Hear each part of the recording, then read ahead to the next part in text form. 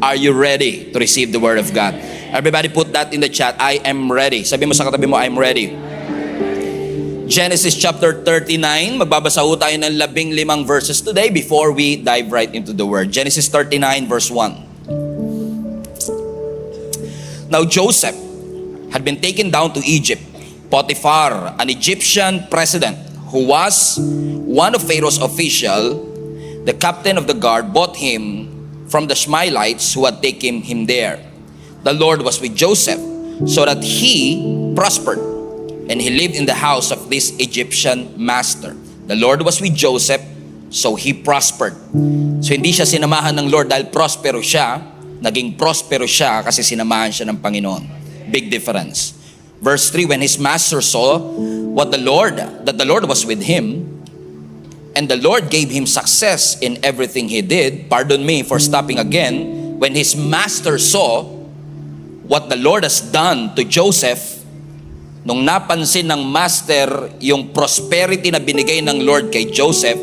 Now, kapag Christian to Christian, madaling i-distinguish ang prosperity, ang blessing. Pero kung non-believer, nakita ang prosperity sa believer, it takes a lot of difference. But Joseph found favor, verse 4, in his eyes, and became his attendant. Potiphar put him in charge of the household, and he entrusted to his care everything he owned. From the time he put him in charge of this household and of all that he owned, the Lord blessed the household of the Egyptian because of Joseph. The blessing of the Lord was on everything Potiphar had, both in the house and in the field. So Potiphar left everything he had in Joseph's care. With Joseph in charge, he did not concern himself with anything except the food that he ate. Now Joseph was well-built and handsome. Let me tell you this, pag sinabi ng Bible na pogi ka, totoo yun. Kasi ang Bible di magsisinungaling. Sana all nalalagay sa Bible. Kasi minsan tayo na lang nagsasabing pogi tayo. Parang yung pastor nyo nakatayo sa stage. And after a while, his master's wife took notice of Joseph and he said, "Come to bed with me. Sipingan mo ako." But he refused. "With me in charge," he told her, "my master does not concern himself with anything in the house. Everything he owns, he has entrusted to my care. No one is greater in this house than I am. My master has withheld nothing from me except you, because you are his wife." In other words, lahat ipinagkatiwala sa akin maliban sa iyo. "How then could I do such a wicked thing and sin against God?" And though she spoke to Joseph day after day, he refused to go to bed with her and even to be with her. One day, he went into the house to attend to his duties, and none of the household servants was inside.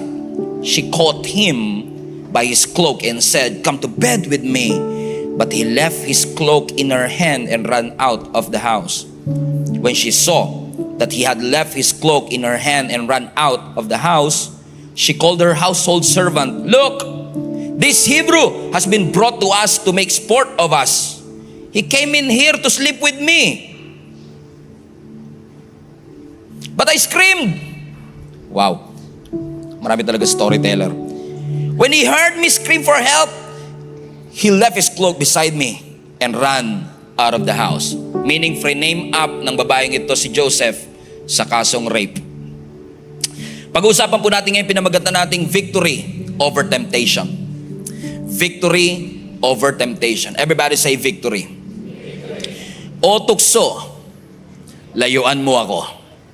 Sino po sa inyo mga kapatid ang tumanggap sa ating Panginoon bilang inyong Panginoon at tagapagligtas? Karamihan sa atin. Tinanggap natin ang ating Panginoon bilang Diyos at tagapagligtas.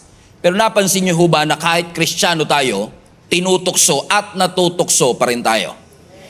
Even Christians are confronted with temptation. Hindi porket na kay Kristo, exempted sa tukso. To be human is to be tempted.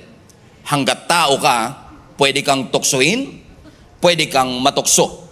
There is no level of anointing that will give you exception sa mga temptation ng ating buhay.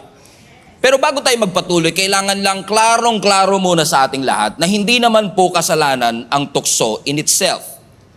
Ulitin ko, ang tukso hindi kasalanan. But the way you respond to that temptation will determine if this will become a sin or not. Pag pinag-aralan niyo po ang Biblia, makikita niyo na maraming mga biblical heroes ang tinukso din. May mga nagtagumpay, may mga bumagsak. Si Adam and Eve nung tinukso, bumagsak sa temptation. Si Cain nung tinukso, bumagsak sa temptation, nakapatay pa. Si King Saul, natukso. Si Samson, natukso. Si David, natukso. Si Peter, natukso. Si Judas, ng Judas, at natukso. However, meron din naman po tayong forefathers na nagtagumpay. Katulad po ni Apostle Paul. Si Daniel, nagtagumpay siyang hindi kainin ang king's food. Si Shadrach, Meshach, and Abednego. We just read it right now. Si Joseph, nagtagumpay. And of course, makakalimutan ba natin? Si Jesus Christ, who won over this temptation. Bakit? Alam po ng mga taong ito, kasama na ang ating Panginoong Yesus, na nagtagumpay sa tukso that lahat ng kasalanan is evil. Lahat ng kasalanan is destructive.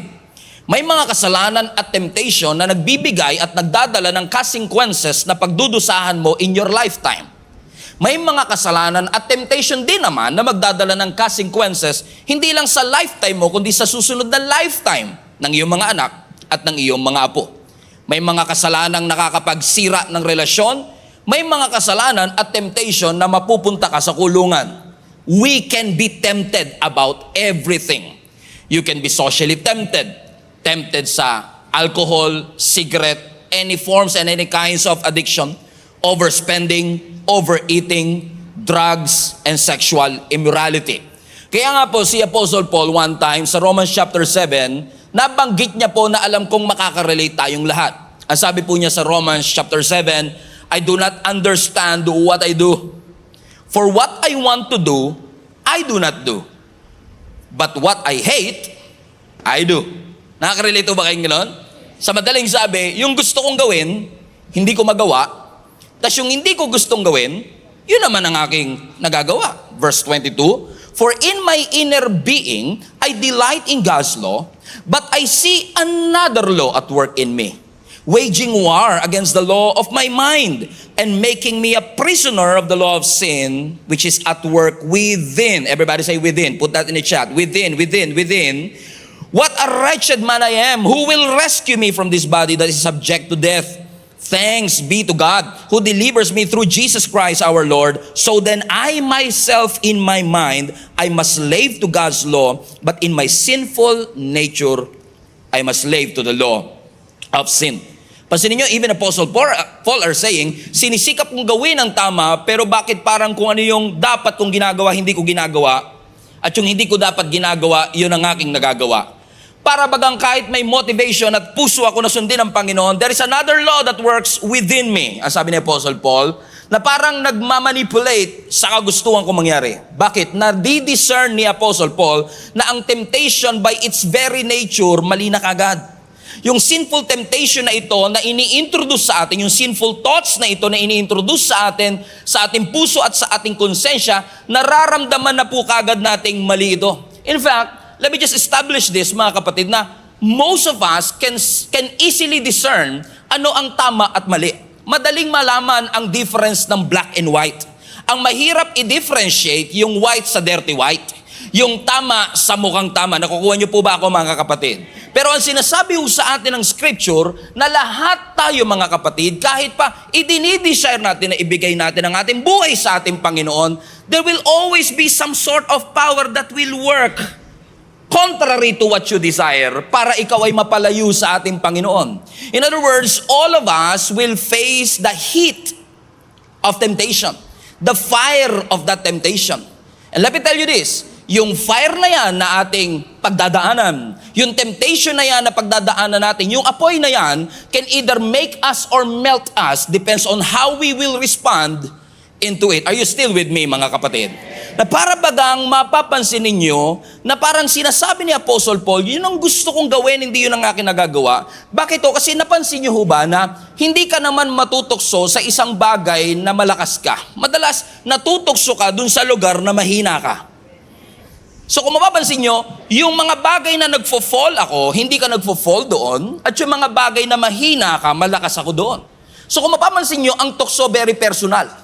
Kung ano ang appealing sa'yo, yun ang iyong ikinababagsak. Wala po naman siguro sa atin ang nagke-crave sa safeguard, for example. Sino sa inyo, nagugutom ako, parang gusto ko ng safeguard today. Parang hindi ka nagke-crave, no, sa isang bagay na hindi appealing. Usually, nagke-crave ka sa mga bagay that appeals to you. Kaya pala, pag inugat nyo po yung word na temptation, in the Greek, yung salitang temptation will actually reveal the weakness within you. Let me repeat. It is revealing the weakness within you. So ang temptation doesn't come from the outside. It comes from the inside. It awakens your weakness. At ginagawa ni Satan na maging subtle and discreet para ilabas yung bagay na nasa iyo na talaga. For example, yung ubo. Di ba? Pag umuubo ka, hindi problema yung ubo. Inilalabas lang ng ubo. Sintomas yung ubo para malaman mong may mali sa iyong katawan. Hindi ako expert, no, pagdating sa medical, pero that's what I know. Amen? Na yung lagnat natin ay hindi basta, kasi minsan tayo yung ubo, ginagamot natin, yung lagnat, ginagamot natin. Pero actually, yung lagnat ang nagsasabing may mali sa katawan natin at yung ubo ang magsasabing may mali sa katawan natin. Parang ganun ho ang temptation. Walang mali sa temptation. Pero dun sa temptation, nire-reveal, inilalabas ho ng temptation yung mga plema, yung mga weakness within us, na yun yung sinasabi ni Apostle Paul. Ibig sabihin yung temptation, let me repeat, doesn't come from the outside, it comes from the inside. Kaya pala sabi ng scripture paulit-ulit, maghanda kayo. Prepare because your enemy will attack you. Sabi ng Apostle Paul, be on your guard because day after day, he will attack your weakness. Ang sabi ng Matthew chapter 26 verse 41, kahit tahimik yung katabi mo kasi siya ang topic natin today. Ang sabi ng Matthew 26:41, basahin po natin sabay-sabay. Magbantay kayo at manalangin upang huwag kayong madaig ng tukso. Ang espiritu'y nakahanda, ngunit ang laman naman ay mahina. The spirit is willing, but the flesh is weak. James chapter 1 verse 14 to 15. Temptation comes from our own desires, which entice us and drags us away. These desires give birth to a sinful action, and when sin is allowed to grow, it gives birth to death. Ibig sabihin, hindi mali ang temptation, pero nagiging kasalanan ng temptation pag na-mishandle natin ito. Kasi ang plano po ni Satan, in case you're not aware, wasakin tayo. Kaya nga paulit-ulit din po sinasabi ng scripture, do not give Satan a foothold in your life. Na pag sinabi mong foothold, para huyang bara. Halimbawa, sa bahay po ninyo, kahit po sarado ang bintana, sarado ang pintuan dun sa papunta ng swimming pool ninyo, or sarado yung pintuan papunta ng kitchen, papunta ng kwarto, pero as long as yung front door, hindi completely nakasara. Kasi parang hinaharangan ni Satan ng kanyang paa, hindi mo masara, foothold. May hawak siya sa'yo. And that could be anything. That could be fear, anxiety, unforgiveness, habitual sin, hidden sin. Hanggat hindi ho nasasara yung pintuan o yung gate, patuloy tayo at paulit-ulit tayong nanakawan at wawasakin ng ating kaaway. Tatandaan nyo to, ang objective ni Satan, hindi lang bumagsak ka sa kasalanan. Ang objective ni Satan, mamuhay ka sa kasalanan. Ang objective ni Satan, maging komportable ka sa mali. Maging komportable ka sa kasalanan kasi nga kung ano yung appealing, yun na ang ibibigay niya sa'yo. Maaaring appealing sa'yo ang chocolate cake, sa katabi mo hindi. Pero maaari din naman na appealing sa'yo ang ibang bagay na hindi appealing sa Kanya. Pero inaalaw po ito ng Panginoon para tayo ay tulungan at i-grow. Because yung mga temptation na yan ang mag-authenticate ng ating pananampalataya. Yung mga temptation na yan ang magpe-perfect ng ating mga pananampalataya. Hindi galing sa Diyos ang temptation, pero inaalaw ng Lord ang temptation to authenticate your faith. Sana mapansin niyo ako one time. Ulitin ko lang, tinitest tayo ng Diyos, pero hindi tayo tinetempt ng Diyos. Ang testing galing sa Diyos, ang temptation hindi sa Kanya. Inaalaw niya, pero hindi galing sa Kanya. Anong difference ng testing sa temptation? Usually, ang test, ibinibigay with a purpose na pumasa ka. Pero ang temptation, ang purpose niya, bumagsak ka. Hindi intention ng Diyos na bumagsak ka. Ang intention ng Diyos, pumasa ka. Tinetest ka niya, pero hindi kanya tinetempt. Pero iaalaw ng Lord minsan na yung temptation mangyari sa ating buhay para i-authenticate ang ating mga pananampalataya. For example, sasabihin mo, Lord, punuin niyo ako. Panginoon, i-stretch mo ako. By the way, be careful what you prayed for. Kasi kapag nanalangin ka sa Panginoon na stretch me, ay talagang magkakaroon ka ng stretch marks. Hallelujah. Amen? Kasi hindi mo masasabing na stretch ka kung walang stretch marks. Amen? Kaya mahirap mag-pray sa Lord na, Lord, habaan niyo pa po ang pasensya ko. Okay, your wish is my command. Tapos magugulat ka, bakit kaya ganun? Dati hanggang alas 10 lang yung kapitbahay namin sa Bidyoke, ngayon hanggang alas 2 na ng madaling araw. Bakit parang ngayon laging mainit ang ulo ko? Irritable ako kung kani-kanino. Bakit? Nagtatanong ka sa Panginoon, Lord, tanggalin niyo na po ang mga bagay na ito. Sabi ng Lord, kala ko ba? Gusto mo maging patient. Paano ka magiging patient kung walang nakakapag-test ng iyong patience? So, minsan iaalaw ng Panginoon niya para i-authenticate, para i-perfect, para i-mold yung ating mga pananampalataya sa ating Panginoon. Amen? And minsan naririnig natin, okay, panalangin natin sa Panginoon that God will get rid of this temptation. It's impossible to get rid of temptation. You cannot get rid of it. You can deal with it, but you cannot get rid of it. So if we cannot get rid of it, might as well we will deal with it. Hopefully by God's grace, we will overcome this temptation in our lives. This is where our text brings us. Si Joseph, isa sa mga anak ni Jacob, nakainggitan ng kanyang mga kapatid, tinapon sa balon, binili ng mga Ismailita, binili ng Egypt para magsilbi sa kanila. To cut the long story short, dahil sa kanyang excellence at dahil sa kanyang skills and talent, na-promote siya sunod-sunod, na ang sabi ng scripture, because God was with him, he and the entire Egypt was blessed because of him. Nasabi ng scripture, sa sobrang blessed nitong si Joseph, hindi lang sa finances, kasi sabi ng scripture, si Joseph daw po ay well-built and handsome, meaning pati physically blessed. Sana all talaga. Amen? He was well-built, he was handsome, napansin ho siya ng asawa ng Potiphar, yung administrator nitong Egypt. At nung napansin siya ng asawa ng Potiphar na gwapo at masculine at well-built, ang sabi niya kay Joseph, sipingan mo ako. Pero ano ang sabi ni Joseph? Ang sabi ng verse 9, how then could I do such a wicked thing and sin against God? Alam niyo, isa sa mga reason kung bakit nagtagumpay si Joseph sa temptation is because of this statement. Because if we really want to overcome temptation in our lives, the first stage of overcoming temptation is to recognize there is a temptation. Hanggat hindi mo nare-recognize na dinadaya ka, hindi mo nare-recognize yung magnitude ng kasalanan na ipinapagawa ng kaaway sa iyo, madaling bumigay at mag-give in. Pwedeng sabihin ni Joseph, okay, kung yun ang gusto mo, fine. Pero anong sabi ni Joseph? Balikan natin ang verse 9. Paano ko magagawa ang karumal-dumal na bagay na ito sa harapan ng Panginoon? Magkakasala ako sa Diyos. Hindi naman, wala namang sinabing marami makakakita sa kanya. Pero ang alam lang ni Joseph, kahit walang nakatingin, ang Diyos laging nakatingin. Na-recognize niya eh. Napakahalaga po pala sa atin na in order for us to overcome temptation, we have to recognize you're being tempted. You're being deceived. There is a presence of temptation. You have to open your eyes and see temptation and deceptions are present in your life. And also recognize may cost ito. Na anumang pansamantalang bagay na pagbibigyan mo will have a potential to give you a lifetime of misery. That what it takes lifetime to build can be messed up in a moment of joy or happiness. Kayang sirain ng pansamantalang kaligayahan ang dekadang pagsisikap at pagpapagal na meron ka.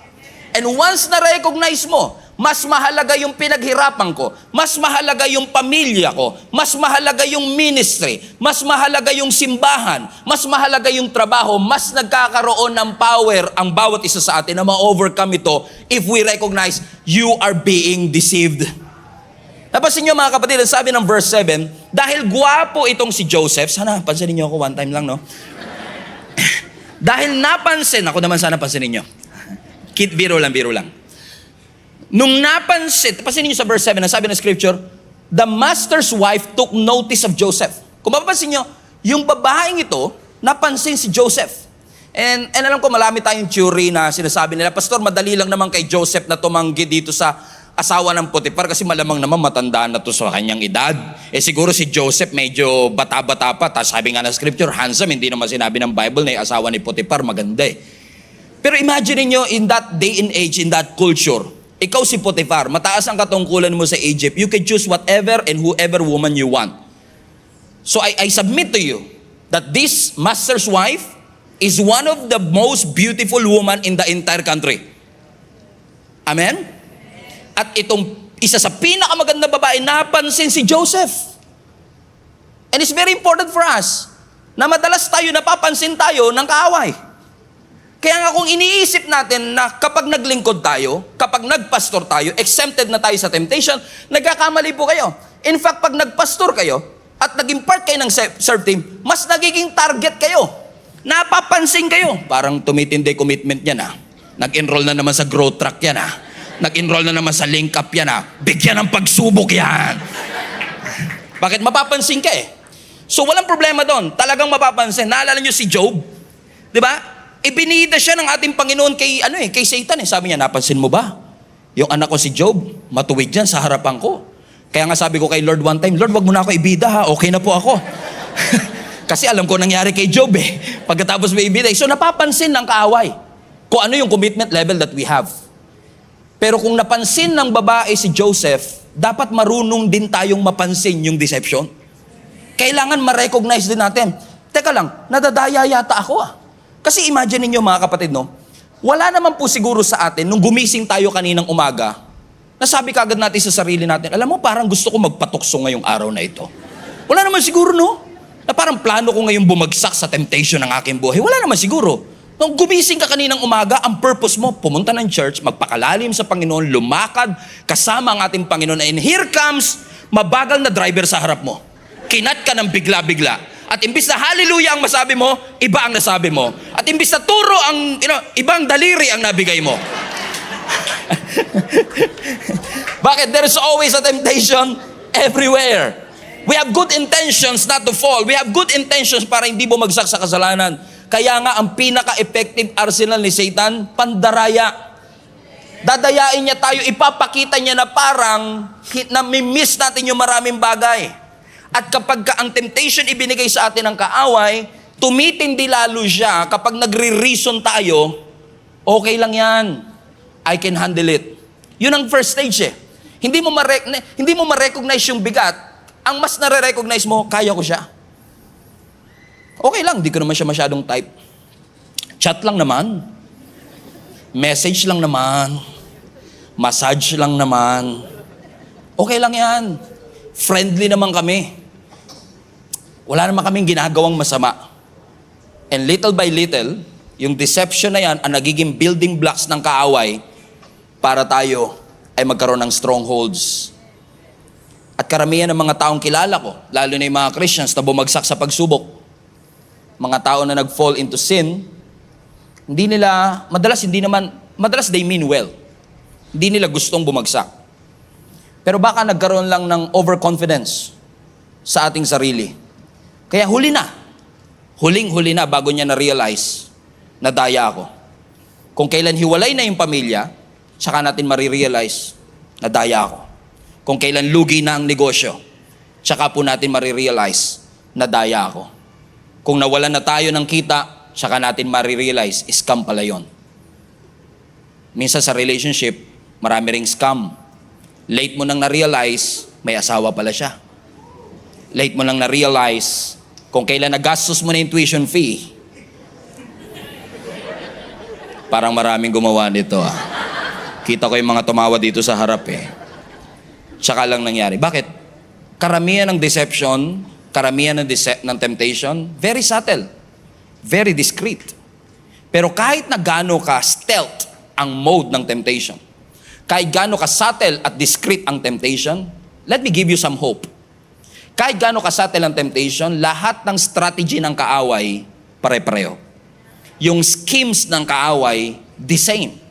Parehong schemes na ginamit niya kay Adam and Eve, gusto niyang gamitin kay Jesus. Bakit bumagsak si Adam and Eve? Dahil sa pagkain. Ano ang unang temptation niya kay Jesus Christ? Turn these stones into bread. Wala siyang bagong diskarte.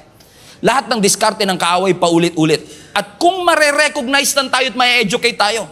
Kaya nga sabi ni Apostle Paul, do not allow the enemy to outsmart you by not knowing and being unaware of Satan's schemes. Huwag niyong hahayaang ma-deceive kayo, ma-outsmart kayo ng kaaway kasi hindi niyo alam ang diskarte niya. Kasi ang diskarte ng kaaway paulit-ulit. Hindi nagbabago ng diskarte. Kaya sabi ni Apostle Paul sa atin, mag-ingat kayo. Parehong strategy niya, ginamit niya kay David. Yung same strategy, ginamit niya kay Samson, parehong-pareho. Yung sa Garden of Eden, ganun din. Sa wilderness, ganun din. 10 taong ka nang naloko. Magpapa-11 ka pa ba? Be aware of his schemes. So kung paulit-ulit ang diskarte ng kaaway at paulit-ulit ang kanyang tactics, ano ang tactics ni Satan in the first place? Buksan natin ang ating Bible sa 1 John chapter 2 para ma-recognize natin. 1 John chapter 2 verse 15.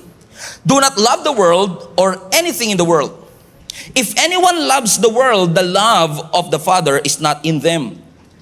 Basa, verse 18. For everything in the world, the lust of the flesh, the lust of the eyes, and the pride of life comes not from the Father, but from the world. And most of the temptation you can categorize with these 3 categories. Lust of the flesh. Everybody say lust of the flesh. Now, ano ang lust of the flesh? Yan yung mga cravings natin. Lahat ng klase ng cravings. Cravings for food, cravings for sex, lahat ng klase ng cravings natin. So dyan pumapasok yung category ng overeating, yung cravings natin sa sobrang matatamis, yung cravings natin sa mga alcohol, addiction, laziness, lahat ng klase ng cravings. And then another tactic, lust of the eyes. Dyan pumapasok yung materialism and greed. Palagay mo, dito kaya yaman, mag-invest ka rito para lumago ang iyong pera. Greed. At ang greed, tumitindi siya habang tumatagal. Nagsisimula sa grade 1 hanggang grade 12. So kailangan maging maingat. Sabihin mo sa katabi mo, anong grade ka na? Amen? Diyan papasok yung pandarayan ng kaaway sa pamamagitan ng pera, material possession katulad ng damit, ng bahay, appliances, desire for entertainment, and many more. At ang pangatlong category, lust of the flesh, lust of the eyes, and the pride of life, arrogance, self-absorbed, entitled, pride, self-centeredness, power-tripping, and manipulation. Kapag sinoma mo lahat ng ito, karamihan ng mga temptation ng kaaway, dito lang nangyayari. Amen? So yung schemes ng kaaway paulit-ulit, yung deception ng kaaway paulit-ulit, papamukha ni Satan sa iyo na madamot ang Diyos, ipapamukha ni Satan sa iyo na merong wini-withhold ang Panginoon sa iyo, maraming nawawala sa iyo. Tingnan nyo kay Adam and Eve, ang pinakaunang temptation. Kay Adam and Eve, ano ang unang temptation? Kainin yung bunga ng kaalaman ng tama at mali. Now, if you study the history in the context and the study of this Bible scholar who spent their life trying to understand what happened there, sabi ng maraming Bible scholar, doon daw po sa Garden of Eden, they have approximately 8,000 to 10,000 kinds of trees. Kinds. Not just trees, kinds of trees. Na allowed kainin. Except for one. Napansin niyo kung ano yung bawal? Gusto ni Satan doon ka mag-focus. Para pag mumakay madamot ang Diyos. O tingin mo, ba't pinagbabawal to? Ang damot naman ng Diyos nyo. Hindi madamot ang Diyos, ang daming pwede. Pero dinadaya tayo ng kaaway. Kung ano yung bawal, may wini-withhold siguro ang Panginoon. Kaya yung si Satan, yung ahas, lumapit kay Eve at sabi niya, talaga bang sinabi ng Panginoon niyo na bawal kainin ang mga bunga ng puno dito sa Garden of Eden? Ang sabi ni Eve, hindi naman. Tama siya doon.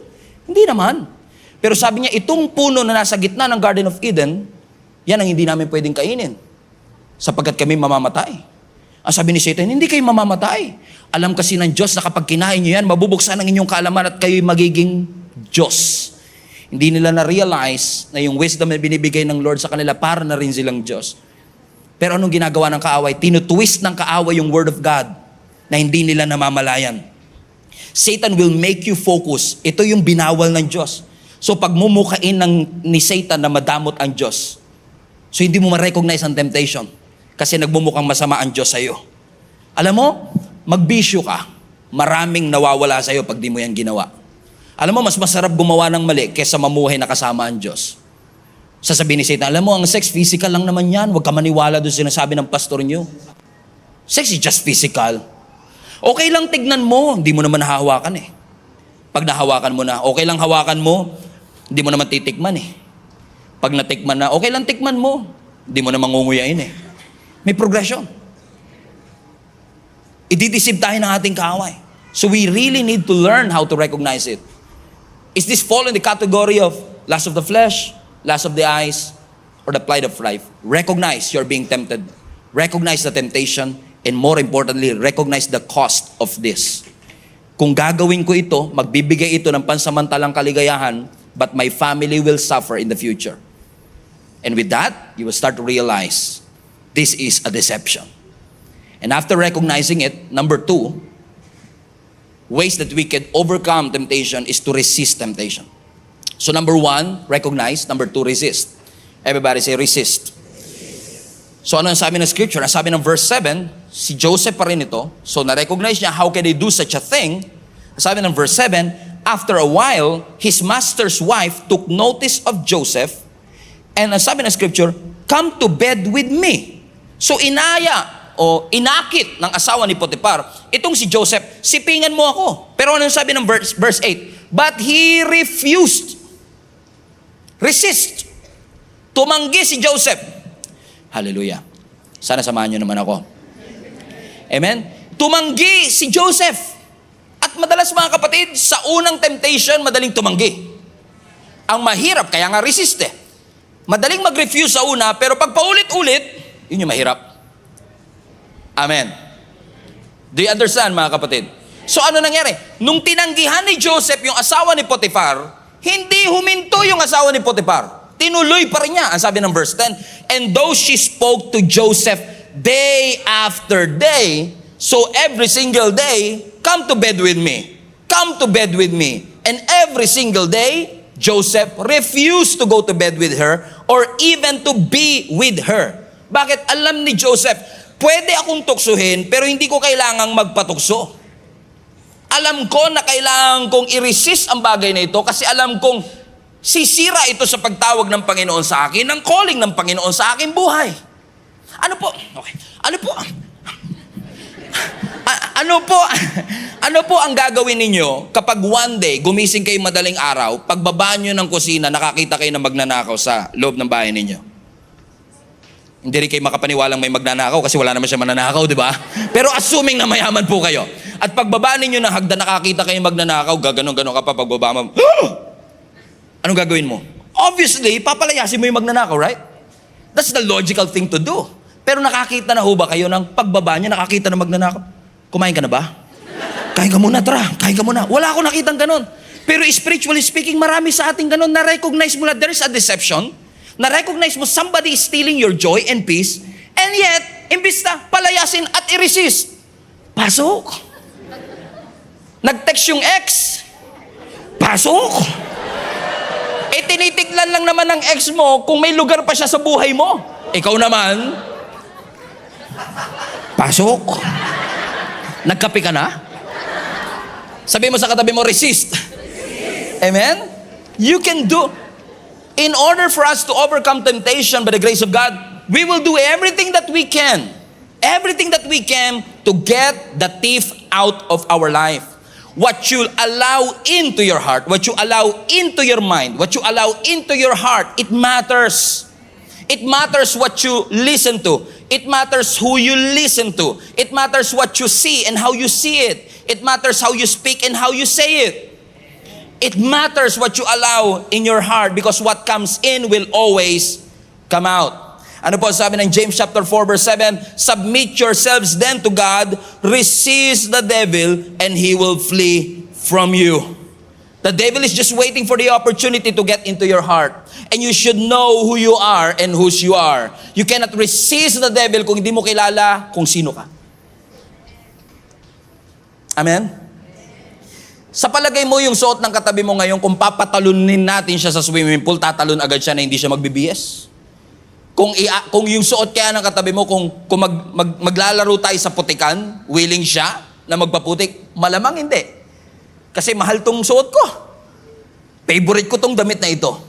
Mahal kaya pagkakabili ko dito. And many of us, kaya madali lang sa ating tumalon sa kung saan saang ilog kasi hindi natin nare-realize yung meron tayo at kung sino yung Diyos na ating pinapanampalatayanan. But once you realize that you are the Son of God, you are redeemed, bought with a price, you are forgiven, God has bled, died for you and for me, hindi mo basta-basta bibitawan yung bagay na meron ka. Kailangan malaman mo, anak, yung worth mo. Use every authority that you have as a Christian. Use every authority that you have as a son of God to get the devil out of your life. Amen? I recognize. Kaya po tayo nag-fall into temptation. And I include myself too. Lahat tayo nag-i-struggle with it. Pero alam niyo, kaya tayo nag-fall kasi may need naman talaga eh. Ba't tayo nag-fall into addiction? May need naman talaga, naghahanap ka ng need. May need eh. May pangangailangan. Yun nga lang hinahanap natin sa illegitimate source. At yun na nagiging reason kung bakit nababaon tayo dito.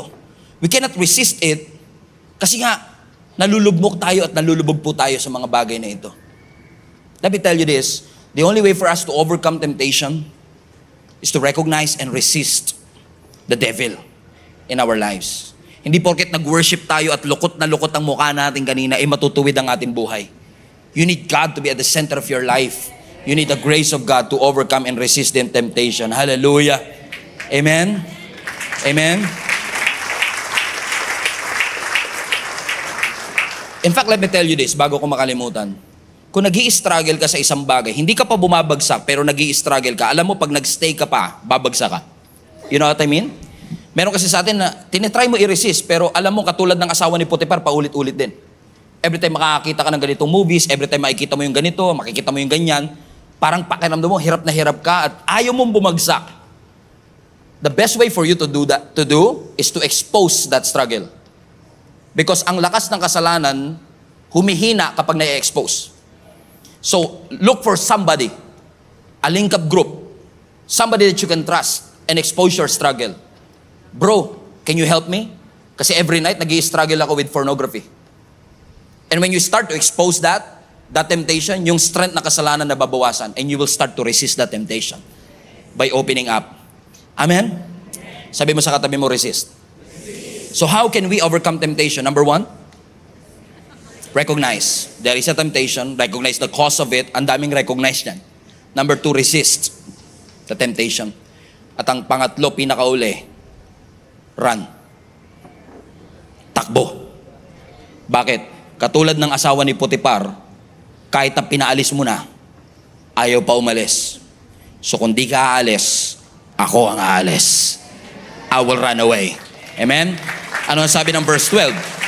Ang sabi ng verse 12, paulit-ulit na, background story, paulit-ulit siyang nilalapitan ng asawa ni Potiphar, sipingan mo ko, anong ginawa niya? Ang sabi ng verse 12, tumakbo siya, he left his cloak in her hand, and he ran out of the house. Hindi niya sinabing, kaya ko to. I can withstand this temptation. And many of us, unfortunately, instead of running and instead of flee, ang sabi ni Apostle Paul, flee from sexual immorality. Hindi sinabi ni Apostle Paul, feel. Sabi niya, flee, nagkamali ng letter, nagka-rumble-rumble, naging feel. Flee dapat. Niramdam mo pa. Kinaya, kaya ko to. Amen? Pero ano ang sabi ng scripture sa atin? The best way to do, kapag hindi na talaga, run! Takbuhan natin. Kasi, I submit to you, kaya tumakbo si Joseph, kasi alam niya, kapag nagstay pa siya, bibigay na siya. That's why he ran. Alam ni Joseph eh. So let me encourage you this. Kasi, alam nyo, ito lang yung ito lang yata yung kasalanang alam ko sa scripture na pinapatakbo talaga tayo ng Diyos. Kasi alam ng Lord, we cannot trust our flesh. Pero imbis sa tumakbo tayo, tinitiis natin. Kaya ko to. Hindi sinabi ng Bible na tiisin natin ang tukso. Ang sabi ng Bible na tiisin, problema. Pagsubok. Yung tukso, takbuhan. Tayo baliktad. Yung problema, tinatakbuhan. Yung tukso, tinitiis. Naunawaan niyo mga kapatid? Ang sabi ng scripture, flee. Run. Ano po ang ginawa ni Joseph? He ran. Hindi niya inalaw na yung temptation maging kasalanan. He ran. Hindi siya nagstay. Hindi siya nakipag-usap, hindi siya nag-reason, hindi siya nag-justify, hindi siya nag-explain, nag-take off na lang siya. Bakit? Hindi niya trinay na i-overcome yung temptation based on his own self-power. Alam niya kung ako lang hindi ko ito kaya. I'm not as strong as I think I am. Hindi ako kasing lakas ng iniisip ko. So I will make no provision in the flesh because I know that this is too much for me to handle and I need somebody with greater power to work within my life para yung mga within mistakes and within limitations ko ma-overcome ng Diyos na meron ako which is greater than I am. Run! Ang sabi nga ng 1 Corinthians chapter 10 verse 13, no temptation has overtaken you except what is common to mankind. That's why it's very important for us to open. It's very important for us to submit ourselves before the Lord. Because sabi nga ng scripture, walang temptation na pinagdadaanan ka na hindi din pinagdadaanan ng iba. So when you expose that sin, when you expose that temptation, tinatanggalan mo ng power, tinatanggalan mo ng authority, yung kasalanan to stay and rule over your life. We cannot get rid of temptation because we can deal with it. We can overcome it. Ang sabi ng scripture, no temptation has overtaken you except what is common to mankind. But God is faithful. He will not let you be tempted beyond what you can bear. But in case you've been tempted, in case bumagsak ka na sa temptation, or in case dumadaan ka sa temptation, as sabi ng scripture, He will provide a way out so that you can endure it.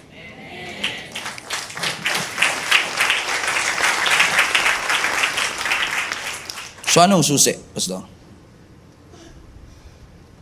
Sinasabi ng scripture na susi, God is providing a way out for us to overcome. So may daan. Hindi pagpapakasal ang solusyon sa pornography addiction. Hindi pagkakaroon ng maraming pera ang solusyon sa overspending. Hindi diet pills ang sagot sa overeating. Hindi efforts natin ang sagot sa ating guilt. Hindi willpower, hindi self-discipline. Jesus is the way out. Only Jesus is the way out. His grace is the way out. Because on our own, we cannot po, hindi po natin kaya on our own. But when God, Jesus on our side, greater is He that is in us than he that is in the world. I was talking to somebody earlier, sabi niya, Pastor, alam ko naman yung dapat kong gawin. Alam ko yung tama kong gawin. Pero parang hindi ko po kaya. Ano sabi ko sa kanya? Buti matino pa naman ang isip mo. Kasi yun naman ang tama. Hindi talaga natin kaya. Mahina tayo, marupok tayo. Lahat tayo nagkakamali, lahat tayo nagkakasala. Pero hayaan mong si Jesus at ang kanyang grace ang mag-enable sa iyo para ma-recognize, ma-resist at tumakbo. Kasi madaling sabihin tumakbo ka, pero ano mag-enable sa iyo para ma-motivate ka tumakbo in the first place? Kung na-i-enjoy mo rin siya. Di ba wisdom din sa Lord? Yung ibibigay ng Diyos yung wisdom for us to be enabled. And I was asking myself a question the other day. Sabi ko, si Joseph was able to run away from the temptation. Sana all. Sana all, kayang takbuhan ng lahat ng temptation ng ganun-ganun lang. But what enables and empowers him to really run away in the first place? And I believe, as time goes by, makikita nyo na talagang hindi lang na-recognize. Kasi sabi nga ni Joseph, di ba? How could I do such a thing? Sensible yung kanyang isip. He's wise. He's full of wisdom. Na si Joseph na tinawag nating Joseph the Dreamer, kung maaalala nyo ang buong konteksto ng kanyang buhay, di ba nung bata pa lang siya, nagkaroon siya ng panaginip? Panaginip na hindi niya kayang ma-explain? Amen? Pero nung siya ay tumanda na inakit siya ng asawa ni Potiphar, pre-name up siya, kinasuhan siya ng rape, nakulong siya, ano nagpalaya sa kanya? Di ba yung ability niya to interpret a dream na hindi niya kayang gawin nung una? So ibig sabihin, as time goes by, in-empower siya ng Lord, binigyan siya ng wisdom ng Panginoon. At yung wisdom na yun ang isa sa mga dahilan kung ba't na-empower niya. At nagkaroon siya ng ability, by His grace, na takbuhan ang mga temptation na ito sa kanyang buhay. And I believe, that's why very important po ang Sunday worship experience. Bakit? Kasi dito natin naririnig yung mga salitang gusto ng Lord na dalhin natin sa mga panahong daraan po tayo sa mga pagsubok at mga tukso sa ating buhay. Amen ho ba mga kapatid?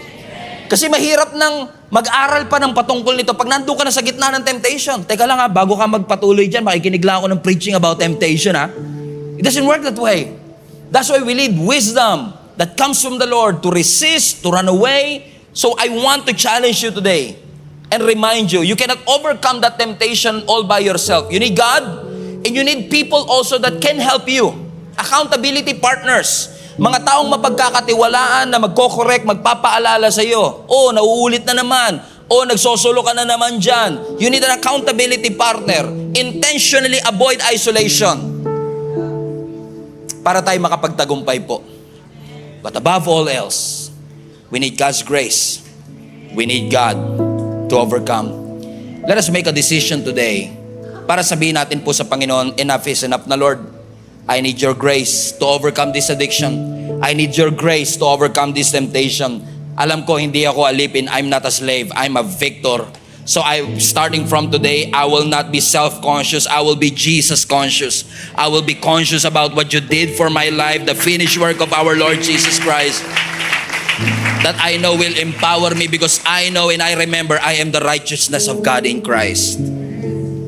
Thank you, Lord, for I cannot on my own. But I know with you, I can. I can recognize, I can resist, and I can run from it. Hello Global Family, thank you for watching. If this message have impacted your life, please consider subscribing. Let us know in the comments what God spoke to you today. Where are you streaming from? Or how can we pray for you? We pray in Jesus' name that we will continue to advance God's kingdom through the spreading of His Word through this online platform that we have. If you want to support the ministry of Jesus is Alive community, I want to encourage you to support financially and give. Go to our website, gsmnb.com/give, for you to know all the ways that you can support this ministry. I hope to see you soon. God bless you. Tayo po'y manalangin sa Panginoon. Lord, samahan niyo po kami as we study your word. Dalangin ko po maging practical po ito, Panginoon. You have convicted me and challenged me through this word. And I know that is what you're going to do, Panginoon, sa araw na ito. We are willing. Bukas ang aming puso. Convict us. Challenge us. Align us. In the name of Jesus we pray. Amen. James chapter 4 verse 13 to 17. James 4:13 to 17. Now, listen. You who say today or tomorrow we will go to this or that city, spend a year there, carry on a business, and make money. Why? You do not even know what will happen tomorrow. What is your life? You are a mist that appears for a little while and then vanishes. Instead, you ought to say, if it is the Lord's will, we will live and do this or that. As it is, you boast in your arrogant schemes. All such boasting is evil. And if anyone then knows the good they ought to do and doesn't do it, it is a sin for them. Pwede niyo po ba akong tulungan na sabihin ang title ng message natin sa katabi natin? Lagay niyo na rin po sa comment section, Submit Your Dream. Submit Your Dream. That's the title of my message today. Submit Your Dream. And you know, one of the most popular struggles that many Christians are facing is not actually a lack of vision. Maraming Christian, hindi po nag-i-struggle sa kakulangan ng vision. Naniniwala ko maraming Christians ang nag-i-struggle dahil kulang sa surrender. Lalo na po yung kultura natin na tinuruan po tayo na follow your dreams. Narinig nyo na po ba yan? Follow your dreams. Nakikita nyo yan sa mga ref, nakikita nyo yan sa mga jeep, nakikita nyo yan sa mga social media posts, naririnig nyo yan sa mga TED Talks, nakikita natin yan sa mga pop culture, sa mga branding and advertisement. Pero yung salitang follow your dreams, hindi ho biblical yan. Hindi po itinuro ng Biblia na sundan natin ang ating mga pangarap. Yan po ay cultural mantra. Nakasanayan na po natin. However, hindi natin maitatanggi na marami ho talagang tao, mas pinupurso nila yung pangarap nila kesa yung layunin ng Panginoon sa kanilang buhay. No wonder marami pong mga tao today successful pero parang hindi nakakapagpahinga.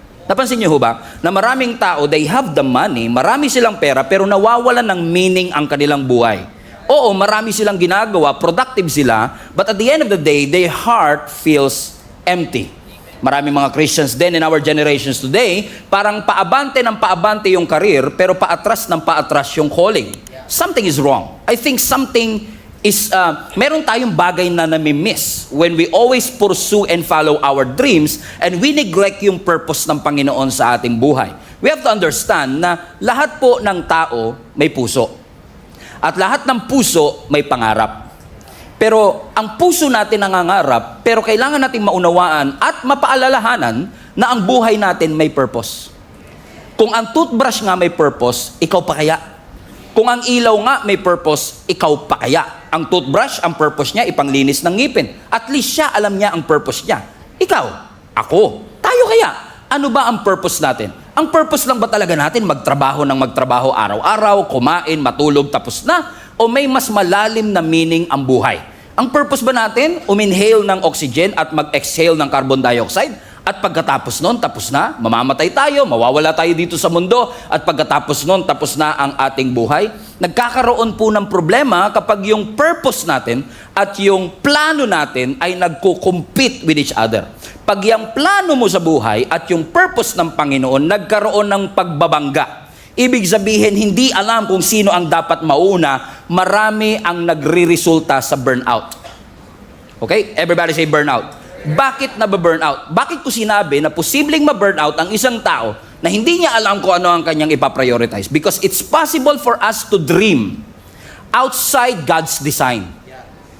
Okay, let me repeat. It's possible for a Christian to dream outside God's design. But you can never fulfill your purpose outside of God. Okay? So pwede kang mangarap na labas sa disenyo ng Panginoon, pero hindi mo magagawa ang purpose ng Diyos kung tatanggalin mo siya sa iyong buhay. Bakit to? Ang pangarap nagbabago. Naalala ko, many years ago, na-share ko yan, nasa YouTube pa yata eh. Isa sa mga pangarap kong sasakyan, BMW. Pero nung nalaman ko yung presyo, e-bike lang, okay na pala ako. Kasi di ba, napansin nyo, ang pangarap nagbabago siya eh. Ang pangarap seasonal siya. Ang pangarap negotiable siya. At karaniwan ng mga pangarap natin ay powered by our desire. Everybody say desire. Anong ibig sabihin? Kumbaga, kaya ka nangangarap, nagdi-desire ka. Halimbawa, nagdi-desire kang yumaman. Nagdi-desire kang sumikat. Hindi ba sama ha? Nagdi-desire kang maging komportable. Nagdi-desire ka na yung mga anak mo makatapos ng pag-aaral. Nagdi-desire ka magkaroon ka ng influence at hindi lang ikaw ang nai-influence. Ganun ang pangarap eh. Usually, powered siya and motivated siya. Ito ang gusto ko. Pero ang purpose iba. Kung ang pangarap driven siya, ito ang gusto ko, ang purpose ina-assign. Ang purpose by design. Ibig sabihin ng ina-assign, hindi ikaw ang pumipili ng purpose mo. Sa pangarap, ikaw eh. Pero sa purpose, hindi ikaw pipili niyan. Ang pumipili ng purpose mo, yung lumikha sa'yo. So, posibleng ang pangarap mo yumaman, pero ang purpose mo maglingkod.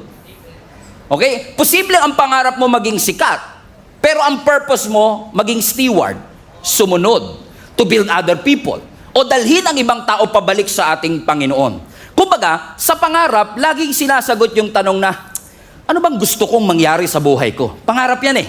Pero kapag purpose, bakit ba ako nilikha ng Diyos in the first place? Ano ba ang reason kung bakit ito nangyayari? A few months ago, I discussed a message about, I think that is our anniversary Sunday, I discussed about the value and the importance of a potter and a clay. You still remember that? Na si Lord, siya ang humuhulma sa atin at tayo naman ang kanyang clay. Balikan nga natin yung verse sa Isaiah chapter 64 verse 8. Ang sabi ng Biblia, yet you, Lord, our Father, everybody read this with me, we are the clay. Sino yung we? Tayo. Tayo daw po ay putik. Tayo daw po ay clay. Pero sino ang potter? Si Lord. Siya ang ibig sabihin ng potter, siya yung naghuhulma doon sa clay. At dahil siya ang naghuhulma, ano sabi ng last part? We are all the work of your hand. Ibig sabihin, ganito lang kasimple, no? Tayong lahat, sumusunod lang kung ano ang gusto nung potter na naghuhulma sa atin. Komprende? Sino ba ang potter? Si Lord. Sino ba ang clay? Tayo. So kapag ba inassign ka ng Diyos, ako ang potter, ikaw ang clay, control ba yon? Hindi. Manipulation ba yon? Hindi. Binabalik ka lang sa disenyo mo. Hindi ka designed to create your own design rather. No? You are created to follow God's design. Halimbawa, yung clay, ang pattern ang pipili, yung clay ba magiging bowl o magiging cup? Yan. Sino magdi-decide? Yung pattern. Ibig sabihin, walang kaalam-alam ang clay, basta siya sunod lang siya ng sunod. Pag iniikot siyang gano'n, sunod lang siya ng sunod. So kapag sinabi ng pattern na, magiging bowl ka, ikaw magiging jar ka, ikaw magiging cup ka, wala siyang magagawa. Now, pwedeng mangarap yung clay. At sabihin niya, gusto kong maging espada. Yan. Halimbawa, yung clay sabi niya, habang inuulma siya, Sir, pwede ba akong maging espada? Pwede kang mangarap, pero nakadetermine pa rin yung future mo doon sa pattern mo. So, ibig sabihin, walang problema mangarap. Pwedeng mangarap ang clay na pwede siyang maging sword. Pero ang tanong, yung clay ba nakadesign para maging espada? No, hindi siya nakadesign para maging espada. Ang espada kayang mag-cut. Ang clay, hindi niya kaya yon. So kahit anong effort ng clay, hindi niya magagawa yung bagay na hindi niya design. Naunawaan? Sabi mo sa katabi mo, fasten your seatbelt, papunta na tayo sa iyo. Amen? Halimbawa, sino sa inyo nangangarap makalipad? Sarap nun, di ba? Kung magkakaroon ka ng superpowers, isa sa mga superpower ko, Pastor, gusto kong makalipad ako. Pero ang tanong, pangarap mo makalipad, gusto mong makalipad, pero nakadesign ka ba para lumipad? Hindi. So kapag tinangka mong lumipad, hirap ka. Imposible pa nga eh. Tama, andyan pa ba kayo? Tama. Pero yung hirap ka, madali sa ibon. Kasi yung ibon, design talaga siya para lumipad. Meron na ba kayong nakitang ibon na nag-enroll sa flight school? Halimbawa, gusto kong matutong lumipad. Okay? Paglipad 101. Ayan. May ganyan ba? May lesson ba ang ibon para sa... Wala. Kumbaga, nung ipinanganak siya, kahit hindi niya pa na-try lumipad, once na pinakawalan siya dahil built-in sa kanya yun. Effortless ang paglipad. Halimbawa, ang isda, design siya para sa tubig. Wala kang makikitang isda na nag-e-enroll sa swimming school. Walang isda na nag-swimming lesson. Lahat ng isda, naturally, based on design, bigla na lang silang lumalangoy. So, ibig sabihin, kung ang ibon lumilipad, ang isda lumalangoy, hindi mo pwedeng pagbaliktarin. Bakit? Ang isda, unless flying fish, pwedeng makalipad, pero for a while nga lang eh. Pero yung ibon, hindi mo siya pwedeng palanguyin at hindi siya makaka-create ng hininga doon sa lugar. Pero, pagkapaliparan ng usapan at ibong ka, kayang-kaya ko yan. Pero kung palanguyan ang usapan at isda ka, walang problema. Bakit? You don't try to become what you already are. Hindi mo ini-effort na matutong lumangoy kung dinisenyo ka talaga ng Panginoon sa tubig. Naunawaan niyo sinasabi. Bakit? Depende yan sa design. Depende sa design ng Diyos. That is why, kapag may design, ibig sabihin may designer. Napakalalim nun. Tama? Lahat ng design, ang may pakana niyan, yung designer. So kung tayo ay may design, ang tanong, sino ang designer ng buhay natin? Sino ang nag-design na para ka dito, si Pastor Stephen ay para dito, kasi yes, pwede mong turuan ang ibon para lumipad. Pero sa totoo lang, kahit hindi mo siya turuan, bigyan mo lang siya ng space, lilipad siya. Ang isda, hindi mo kailangan turuan lumangoy. Ilagay mo lang siya sa tubig, matututo siya lumangoy. Bakit? Yun ang kanyang desire. Hindi siya kailangan mag-effort. And I realize one thing. Kaya maraming tao ngayon ang pagod, anxious, pressured, hindi dahil mahirap ang buhay. Kaya tayo pagod, kaya tayo pressured, kaya tayo anxious, kasi kumikilos tayo na labas sa design ng Diyos. At pag kumilos ka na labas sa design ng ating Panginoon, kahit mag-effort ka, kung hindi mo yung design, hindi mababago ang function mo. Kahit na mag-aral ang ibon lumangoy, kung hindi yun ang design niya, hindi siya makakahinga sa ilalim ng tubig. Kahit na ang isda, mag-aral pa siya ng 4 na taong kurso, kung paano siya lilipad, kung hindi niya design yun, hindi niya magagawa. At kahit anong pilit mo, anak, kahit anong pilit mo, kapatid, kung hindi ka dinesign ng Panginoon kumanta,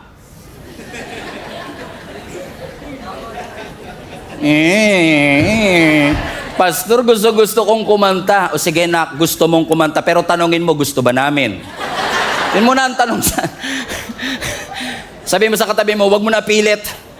Sabi mo, parang hindi nyo sinabi Amen? Kasi, halimbawa, kung talagang hindi ka kumanta, pag nag-effort kang mag-aral, may improve ba performance mo? Yes, may improve ang performance mo, pero hindi mo marere-write ang design ng Panginoon sa'yo. Even though you try harder, you work harder, you train longer, you push deeper, you can never do what God has not designed for your life. Kaya kung maraming mga tao ngayon ang pagod, pressured, and anxious, not because life is hard, but because you are operating beyond God's design, posible kaya mga kapatid na maraming tao these days na pagod na pagod. May mga kalala ba kayong ganyan na pagod? And usually, pag may mga kilala tayong napapagod, ano ang usual temptation? I need to motivate this person. I need to challenge these people. Pero what if hindi talaga motivation ang kailangan niya? Kundi ang kailangan niya, alignment.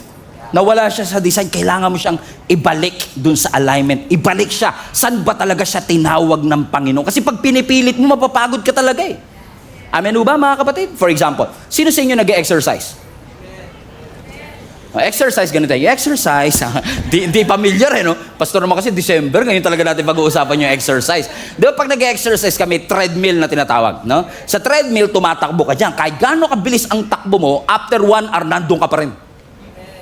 Kahit pagpawisan ka, nandun ka pa rin. Bakit? Sweat doesn't guarantee progress. Sweat doesn't give you direction. Hindi porket pinagpawisan ka dahil sa effort mo, mabibigyan ka niya ng direction.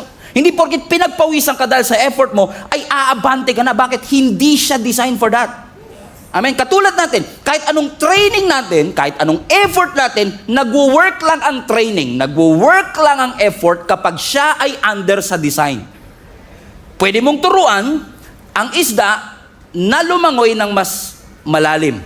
Pwede mong turuan siguro ang ibon na lumipad ng mas mahaba, pero hindi mo matuturuan ang ibon na huminga sa ilalim ng tubig. Bakit? Hindi niya design. Kahit anong sikap, kahit anong effort, kung hindi yun ang design ng Lord, hindi natin magagawa. Kilala niyo si Moses? Si Moses, ang calling ng Panginoon sa kanya, he's going to be a deliverer, a leader. Everybody say leader. Si Moses, magiging leader siya ng nation of Israel, but Moses ran away from leadership. He tried to run away. Now question, yung effort niya bang tumakbo doon sa pagtawag ng Diyos, nabago ba yung pagtawag ng Diyos? Hindi. Kahit anong takbo mo, kung nakadisenyo ka para doon, hindi mo matatakbuhan. Kahit na natatakot ka, mawawalan ako ng kaibigan, natatakot ka, mawawalan ako ng negosyo, natatakot ka, mawawalan ako ng trabaho, kung yon ang design mo. Yung nakatayo sa harap nyo, takot din ako mawalan before. Takot ako mawalan ng trabaho, takot ako na hindi magkaroon ng magandang future. Pero kapag ka yun ang design ng Lord, hindi mo siya matatakbuhan. Si Jonah, for example. Binigyan si Jonah bilang propeta ng isang assignment para siya ang magbigay ng balita sa Nineveh. Anong ginawa ni Jonah? The runaway prophet. Come on now. Anong ginawa ni Jonah? Tumakas sa Panginoon. Question, nung tumakas ba siya, nabago assignment niya? Hindi! Kahit na tumakas ka, hindi magbabago assignment mo. Sabihin mo sa katabi mo, parang ikaw tapi ka. Amen? Kahit anong takas mo, kahit anong iwas mo, pag yun ang assignment mo, mapapagod ka lang, magbabayad ka lang, tatagal ka lang, pero hindi mo matatakasan ang pagtawag ng ating Panginoon.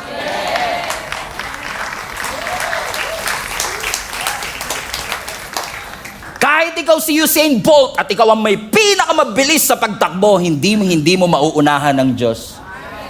Si Peter, he catch the fish all night, effort. But he caught nothing. Why? Without the presence of God, walang bunga lahat na ating ginagawa. I mean, even if your effort can make you successful, only God's purpose will give you fulfillment. Samson. Si Samson, binigyan siya ng Panginoon ng mandato to be a deliverer. Siya ang gagamitin ng Lord to deliver the nation of Israel against the Philistine. Pero may ibang pangarap si Samson. May purpose siya. Anong purpose niya? Be a deliverer. Pero ano ang pangarap ni Samson? Gusto niya babae.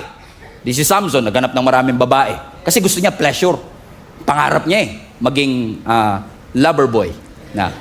Samson the lover boy. May pagmamalaki naman kasi physically talagang malakas Ang mga babae, impress sa kanya Pero yun ba ang purpose kung bakit siya pinalakas ng Panginoon? Para lumapit ang babae sa kanya? Hindi. Kaya siya pinalakas ng Panginoon para maging tagapagligtas. Hindi para ikulong ang iba sa kanyang pag-ibig at pagmamahal. Medyo corny yun, pero sige, tinawanan nyo naman. Pasok na rin. Amen? Bakit? Nangarap siya ng pleasure, nangarap siya ng admiration, nangarap siya na siya magkocontrol sa kanyang buhay. Binigyan ako ng Lord ng kakaibang lakas, pero gagamitin ko to sa iba. Eh ano nangyari? Alam natin ang sinabi ng storya, di ba? Judges chapter 13 hanggang 16. Ano sabi ng scripture? Nung ginupit ang buhok ni Samson, burst paid ba yan, sir? Oh, burst paid pa yan. Burst paid pa rin to. Nung ginupit ang buhok ni Samson, ang sabi ng Bible, nawala sa kanya ang kanyang lakas. Pero ang question, nasa buhok ba talaga ang kanyang lakas? Hindi. Kasi, kaya siya nawala ng lakas, hindi dahil umiksi ang kanyang buhok, kundi dahil iniwanan siya ng presensya ng ating Panginoon. Bakit?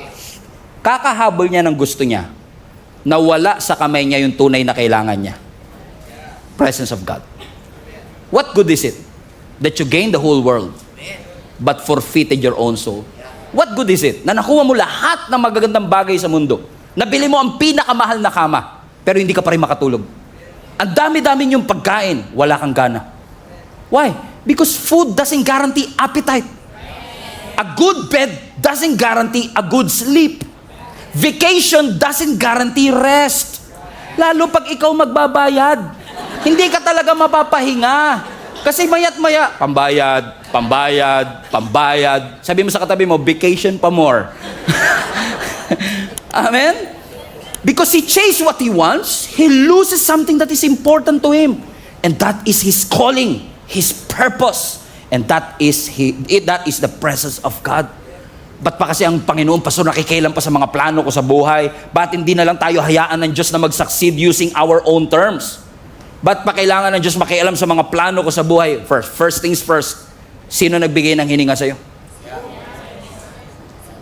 Kasi minsan, nakakalungkot minsan huwag kayo mag-alala, hindi kayo taga ibang location, taga ibang bansa. Kasi mga nandito ngayon, mga sobrang lapit nyo kay Lord, candidate kayo sa kanang kamay ni Lord.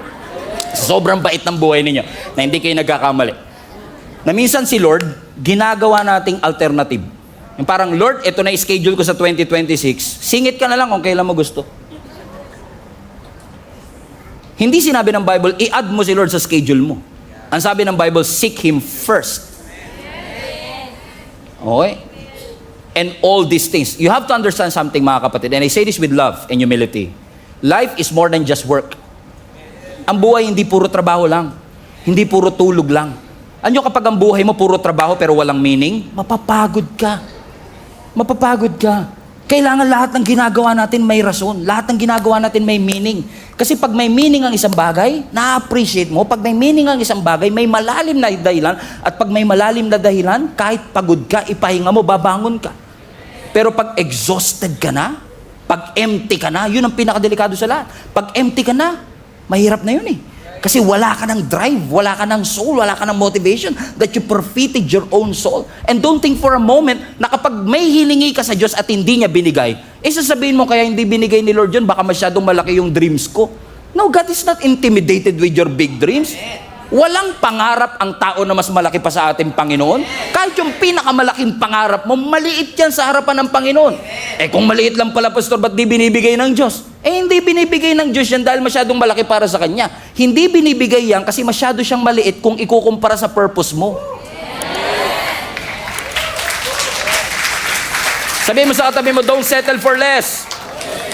Anong ginagawa natin? Habol tayo ng habol sa mga pangarap natin. Napansin nyo ba yung pera kapag hinahabol nyo, lalong tumatakbo?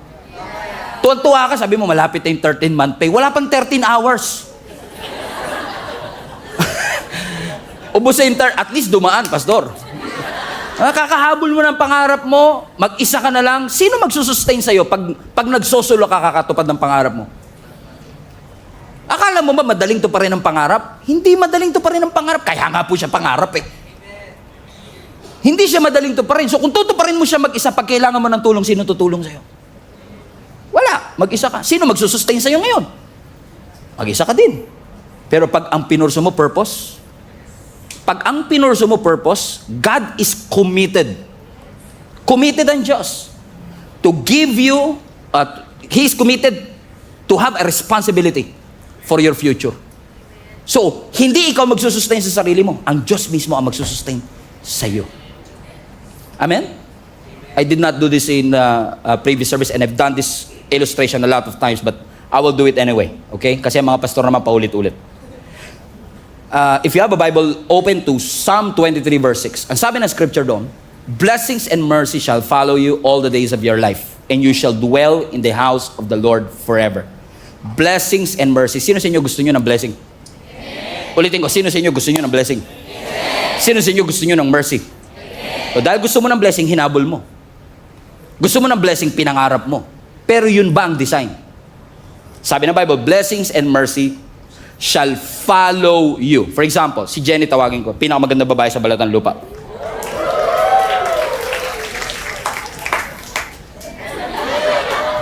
Total, siya naman ang blessing ko. Yeah! Yeah! Okay. Ang sabi ng scripture, blessings, kunwari si Jenny ang blessing, ang sabi ng scripture, blessings and mercy shall follow you.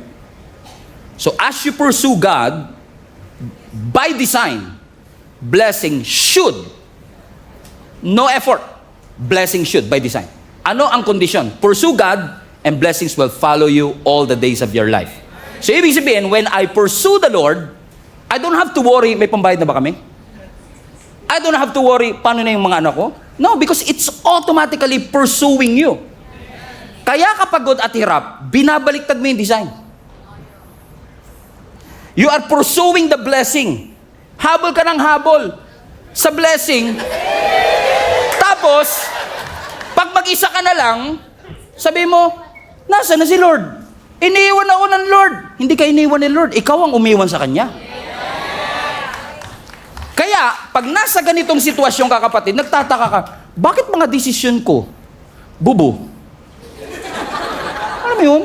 Dinicide ko talaga yun. Di ba parang, ba't ganun ang desisyon ko? Paano ka magkakaroon ng wise decision kung yung source ng wisdom nandun? Paano ka magkakaroon ng peace dito kung ang source ng peace nandun?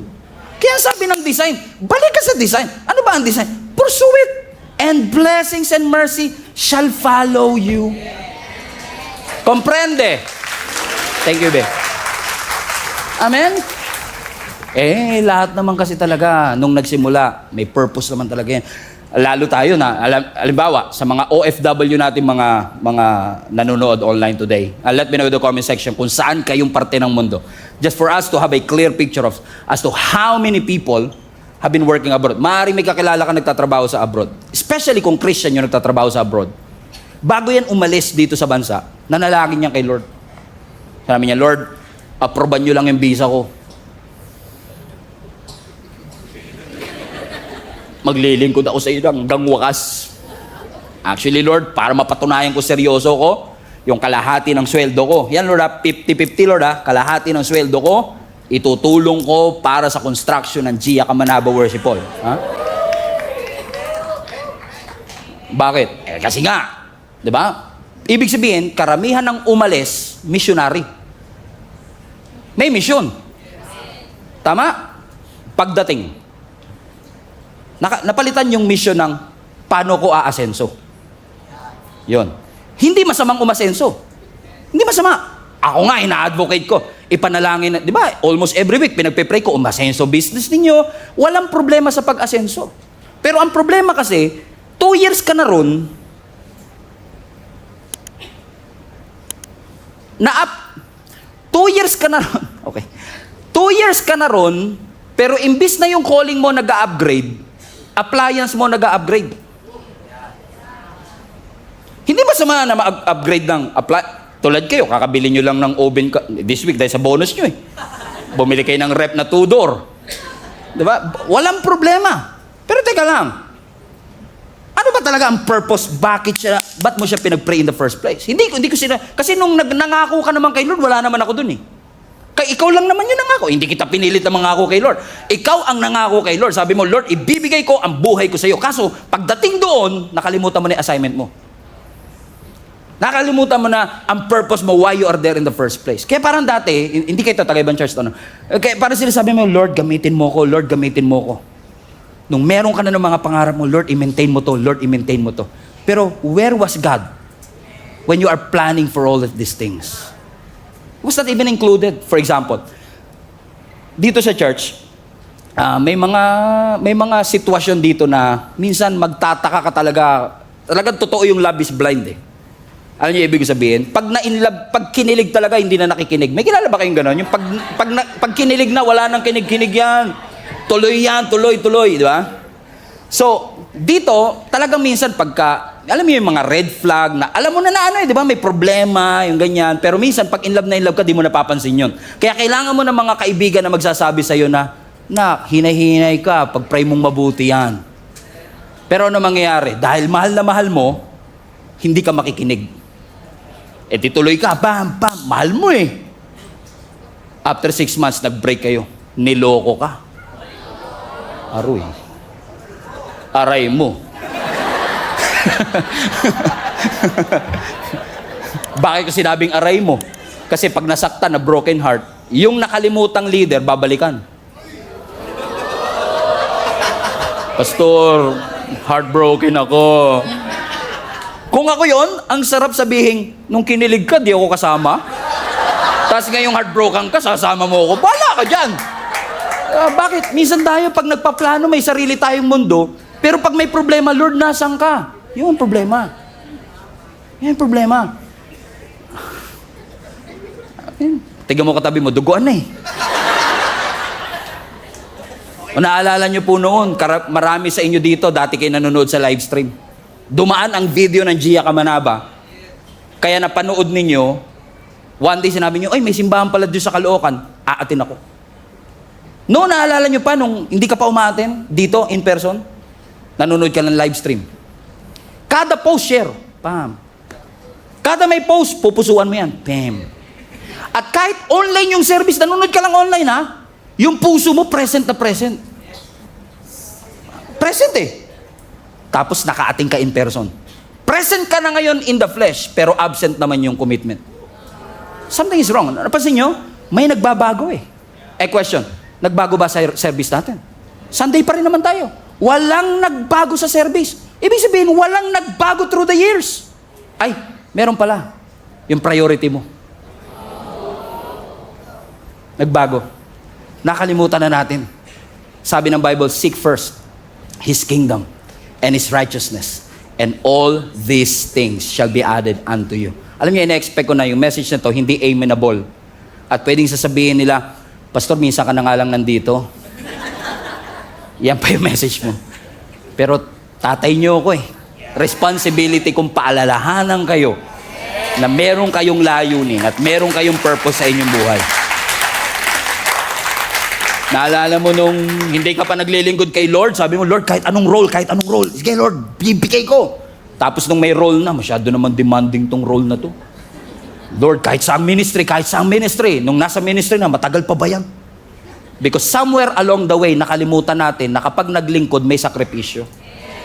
Nakalimutan natin. Akala natin comfortable lahat. Akala natin mabait ang lahat. Naalala mo dati, hindi ka uma-absent sa church. Hindi ka uma-absent. Sabi mo, pag God first. Di ba, naalala mo yun? Sabi mo, sarado ang tindahan pag Sunday. Kasi para kay Lord to. Outing, di ko mag-outing. Sunday! Kayo yun ha, kayo yun. Huwag niyo ako damay.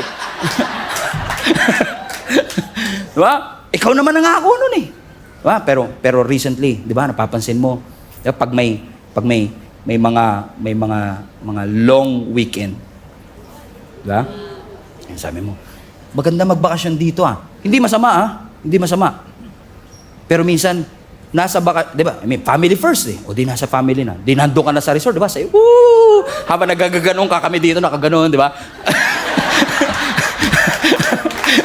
Kami rito nag-worship, ikaw ganun-ganun ka sa swimming pool, di ba? Saya mo eh. Di ba? Hindi natin pinipigilan. Kasi nga, pamilya yan eh. Di ba? Walang problema. Lalo kung yan lang talaga oras ninyong pamilya eh.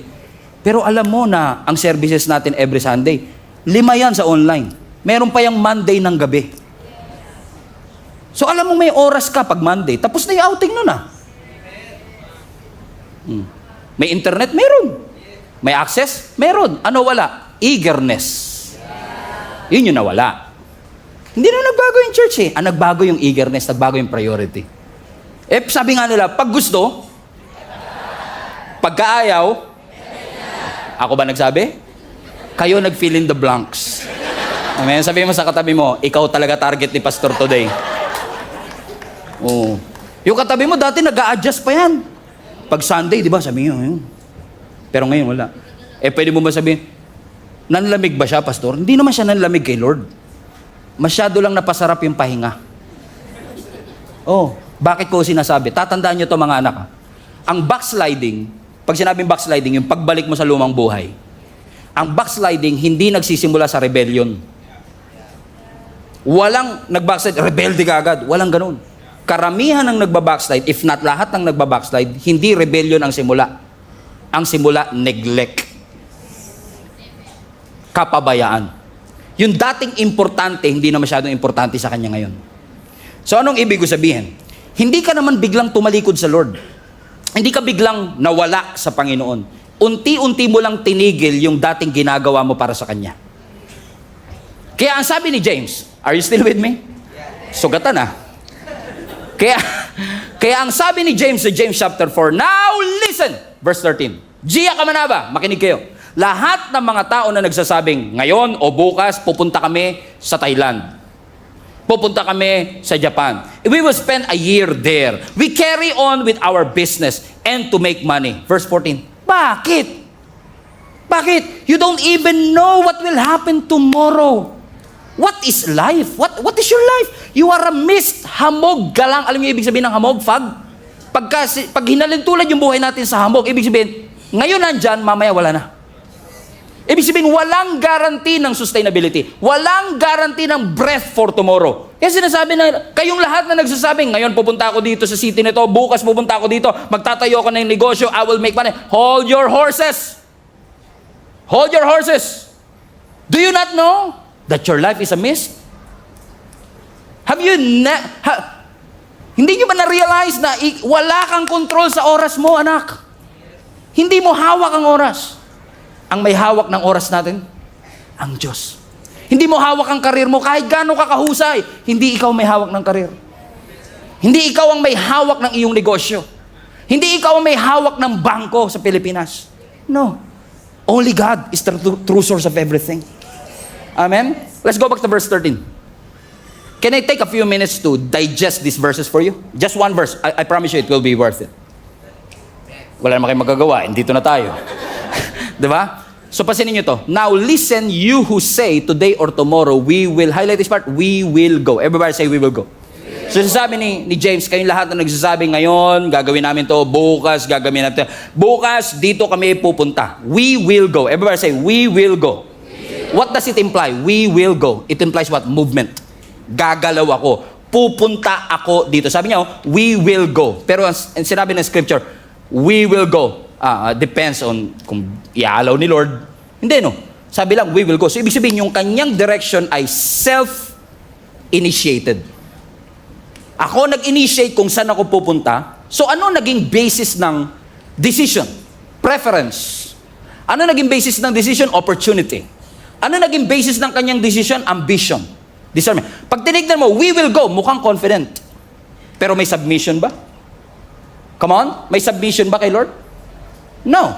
Next, we will go to this or that city and spend, highlight this part, spend a year there. Ano ibig sabihin ng spend a year? Bakit hindi sinabing spend month or I will spend my day there? So the fact na sinabi niyang, I will spend a year there, ibig sabihin ginagaranti niya buhay pa ako after 1 year. And that is an illusion, my friends. Illusion siya na ikaw ang may hawak ng iyong oras. You don't hold your future. You don't hold your time. Time is not a right. Hindi nating karapatan bigyan ng Diyos ng oras. Mercy ng Diyos kung ba't buhay pa tayo. Grace ng Lord kung bakit pa tayo nandito. Regalo ng Diyos ang oras. At kung regalo siya, dapat siyang i-steward. Dapat siyang i-manage ng tama para sa kanyang kaluwalhatian. So kasi sinasabi, we will go and we will spend 1 year there. Let's continue. And we will carry on with our business. Ibig sabihin, ina-assume mo na kapag nag-effort ka sa negosyo, magsasucceed ka. So ibig sabihin, ang skills mo, Nasaan ang tiwala? Sa sarili. Nasaan ang tiwala? Sa network. Nasaan ang tiwala? Sa experience. Productive, pero nag-pray? No guarantee. And last, sabi doon, and we will make money. Everybody say, make money. So, ibig sabihin, nag-business, ito naman ngayon ang resulta. Now we have the money. So, ibig sabihin, hindi lang siya confident na buhay pa siya after 1 year, posibleng may confidence din siya sa resulta that if I work hard, I will earn money. Hindi siya sinabing there's a possibility that I will earn money. Like money is it as if like money is a right? No, it is a mercy of God. So what will happen kung makakakuha ka ng pera pero hindi mo ipinanalangin? What will it develop in your heart? Di ba pride? Di ba? It will develop pride in you kasi isipin mo, it is my skill. It is my network. It is my connection. Is God condemning money? No. Hindi kinukondemn ng Lord ang pera. Nire-rebuke ni James at ng Diyos yung entitlement sa ating puso na we think that it is because of our skills and connection that we have all of this. We don't. Only through His grace, meron tayo nito. So ano ba sinasabi ni James? Ibig sabihin, Pastor, hindi na ako magpaplano? No. Hindi against ang Lord sa planning. Against ang Lord sa pride. Against ang Lord sa entitlement. So, kinokorek ng Lord, hindi yung plano. Ang kinokorek niya, anong tono ng plano mo? Asan ang Diyos sa plano mo? Asan ang Diyos sa iyong mga pangarap? Against ba ang Lord sa negosyo? No. Against ba ang Lord sa wealth? No. Against ba ang Lord sa pera? No. Si Jesus nga may treasurer. Ba't ka may treasurer kung walang treasure? So, God is not against wealth. Amen? Ang Diyos hindi siya against. Against siya kapag yung success mo self-sufficient. Feeling mo, ikaw ang may pakana. So, anong nangyari? Si Lord ngayon, consultant na lang. Hindi na siya ang tunay na may-ari. Kinokorek lang ni Lord. Yung business mo, hindi siya yan. Kay Lord yan. Huwag mo siyang gawing consultant. Siya dapat ang number 1 sa sinasangguni natin. Kaya kapag sinabi ng kultura sa atin, follow your dream. Everybody say, follow your dream. Follow your dream. Is that right? No. Don't follow your dream. Submit your dreams to God.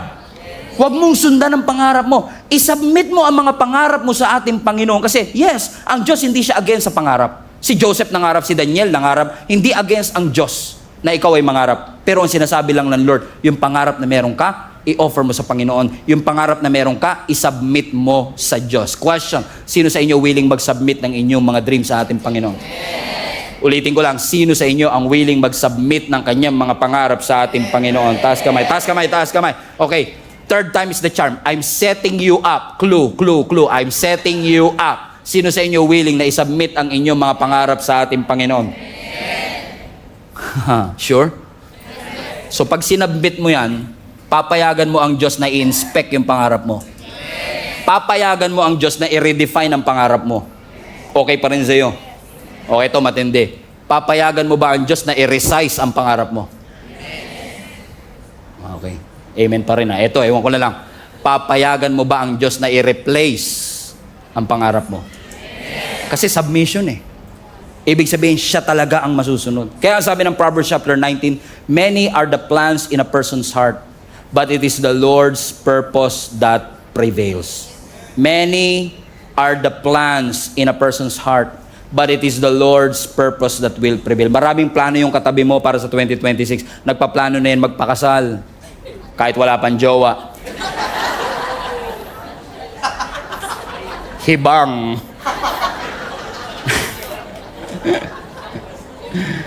Boyfriend muna bago kasal, babi. Joke lang. Nagpaplano tayo para sa 2026. Kaya sabi ng scripture, many are the plans in a person's heart, but it is the Lord's purpose that will prevail. Look at the screen. Look at the screen. Look at the verse. Look at the contrast. Plan, purpose. There is a plan, there is a purpose. Pero hindi lang yung plan and purpose ang contrast. Pati yung dami may contrast. Sabi ng Bible, many are the plans, but we only have one purpose. Now naman, many are the plans in man's heart, but it is the Lord's purpose that will prevail. Anong ibig sabihin ng contrast na ito? Look at the screen again. Highlight that part, plan. Yung plans na yan is actually from the Hebrew word machshaboth. Okay, everybody say machshaboth. Now, hindi lang to basta nagplano ka. Pag sinabi mong machshaboth, ibig sabihin nun, inisip mo siya. Nag-strategize ka na. Kinalculate mo na. Kumbaga, hindi pa dumarating, calculated mo na by the age of 30. Ganyan. Nagpaplano ka na. Hindi masama. Pero yung sinasabi dito, marami tayong mga calculations na yung puso natin naging pabrika ng napakaraming options na meron ka. Pero, ang sabi ng scripture, marami ka mang makshaboth in your heart, but it is the Lord's purpose. Ano yung purpose sa Hebrew word? Etsa.